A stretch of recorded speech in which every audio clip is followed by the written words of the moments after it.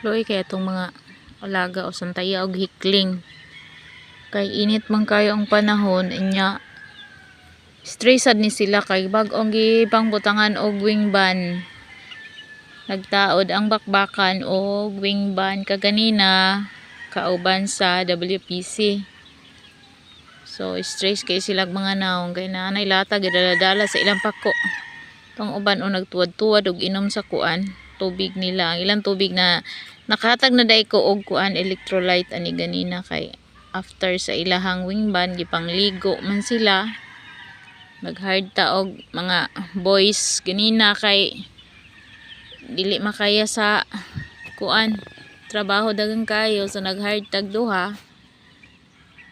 Kaya itong gipatrabaho ani kay naatay mga bisita ganina ubay-ubay sila nga nagwingban. Duha ka grupo ni dungan ka ganina og wingban nga ri ang bakbakan og WPC. Nya karon akong gisubay nga ri kay nautan lagi tubig o mao pa gani pagbutang na og tubig. Murag uhaw kay sila ba. Uhaw kay sila ganina ra na sila murag ikaupat naman nga tubig gibutang. Uhaw kaayo. Nya wala ka sila ganahin ikaon kay stress lagi mao ni mahitabo sa piso basta stress sila murag mo-reduce ang ilang kaon. So kato ganing wala pa na sila nabutang iingon ani. So inyag sulod na ko diri kagubot na gid sila. Kay mangayog kaon karong orasa na ngayon ni kaon pero karong adlaw sukad nga buntag kas pa ni nahatagi pagkaon. Okay sayo manggugay ni sila gipandakop kaganina. So mao na ni nahitabo nila.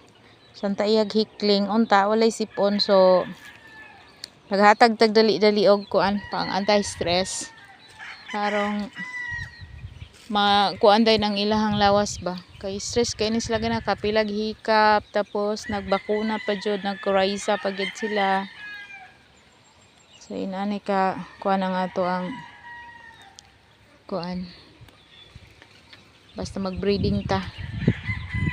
Yan dili lang nito pikas na idaghan didto. Mao gidungan gid tanan ang duha ay tulo ka area. So ubay-ubay. Nya mali na day ko. Bye. Thank you for watching. Kay moadto ta didto kay nagsabong-sabong sila sa matan-aw sa tagsabong.